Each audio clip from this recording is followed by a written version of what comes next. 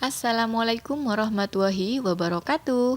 Hai bunda hebat semuanya, jumpa lagi di video Umi berema kabar mantere paling kesehatan serta kabar katen.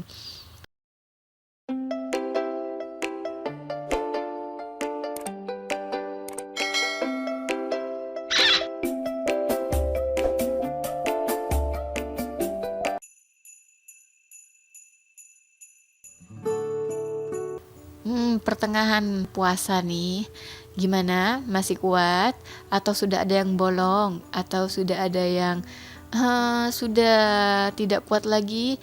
Atau bahkan tarawih sudah mulai mundur? Atau tadarusan sudah mulai capek? Ya itu sih problem kita masing-masing ya. Tapi tetap nih, kita tiap bulan Ramadan wajib tuh menargetkan apa saja ibadah yang bisa kita target untuk di bulan Ramadan. Karena eman-eman nih, di bulan Ramadan itu cuma 1 tahun 1 kali, dan pahalanya itu berlipat-lipat ganda. Yang terjadi itu cuma 1 tahun 1 kali, hanya 1 bulan juga.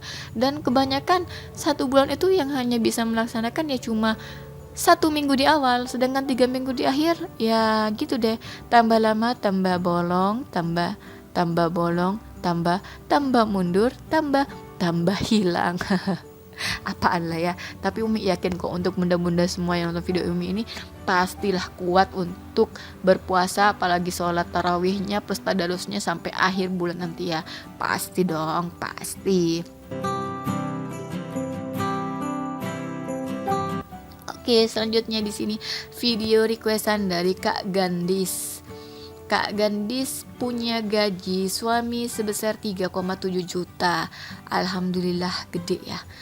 Memiliki anak umur 2 tahun dan anak yang kedua hampir lahiran. Semoga lahirannya bisa selamat, normal, dan sempurna serta sehat keduanya, baik dari bayi maupun ibunya. Amin amin. Dan kemudian ada hutang 8 juta. Hutang 8 juta di sini bingung nih cara mengatur hutang, membayar hutangnya bagaimana, dan cara mengalokasikan kebutuhannya bagaimana. Artinya hutang 8 juta ini bukan 8 juta per bulan ya, tapi bagaimana cara mencicilnya supaya bisa memanage keuangan yang ada. Dan di sini lanjut nih, bagaimana cara untuk bensin, tabungan, dan sedekah lain-lainnya. Yuk langsung kita rincikan.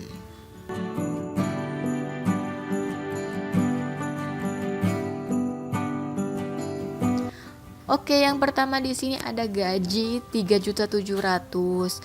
Kemudian Umi yang pertama kali dan tetap nih zakat. Zakat gak bakalan Umi bosen nih ya untuk mengingatkan atau menyemangati untuk membayar zakat ini sebesar 92.500. Ada PLN, PDAM 200.000. Setelah itu ada kebutuhan anak.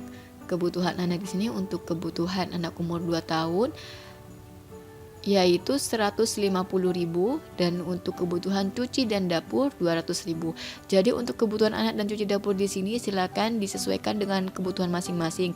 Misalnya kebutuhan anak itu cuma butuhnya 50.000 karena gak ada sufor atau apapun itu, atau pampers apapun itu, bisa tuh untuk dialokasikan untuk ke bagian dapur atau di bagian cucinya, terserah apa saja. Intinya kolaborasi antara kedua ini tuh bisa termanage dengan budget 350.000. Dan selanjutnya ada bensin 300.000, dan pasar, untuk ke pasar belanja nih 4 kali 400.000, untuk simpanan biaya kelahiran 500.000, dan totalnya itu senilai 1.700.000. Nah, sisa di sini 1.700.000 di sini kita pisah lagi nih. Kita mau pisah untuk apa? Terserah untuk apa saja, tapi di sini Umi coba untuk hutang dan juga untuk tabungan. Nah, hutangnya di sini yang paling termudahnya itu kita ambil tersimpelnya itu di bawah 2 juta.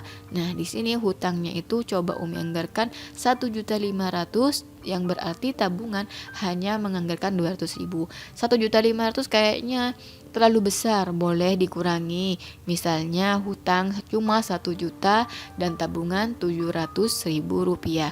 Tabungan di sini untuk anggaran kelahiran mungkin, atau ada kebutuhan bayi yang belum terpenuhi, atau untuk uang siaga ketika lahiran, gak masalah.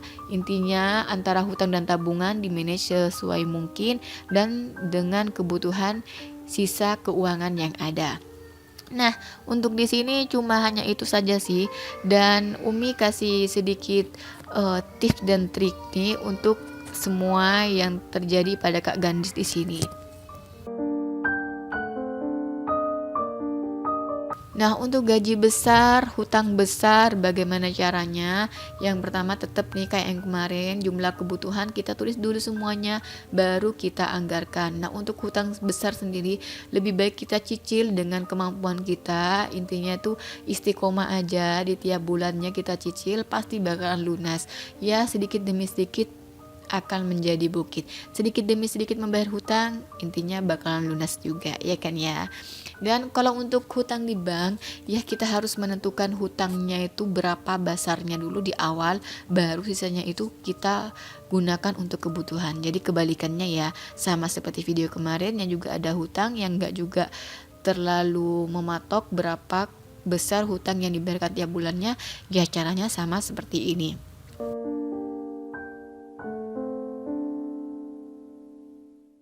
Dan lanjut untuk biaya kelahiran, kita hitung total kebutuhan untuk kelahiran itu berapa. Misalnya nih untuk kelahiran normal berapa tuh biaya bidan yang dibutuhkan untuk biaya kelahiran nanti. Setelah itu baru kita cicil. Kalau bisa cicilnya itu dimulai dari kita sudah telat beberapa bulan gitu. Kalau bisa 2 bulan kehamilan kita sudah mencicil untuk biaya kelahiran ini. Setelah itu untuk anak umur 2 tahun di sini kalau boleh dibilang mulai belajar untuk lepas popo atau pampers dan juga kurangi sufor. Jadi budget untuk pampers dan sufornya bisa kita alokasikan untuk biaya kelahiran.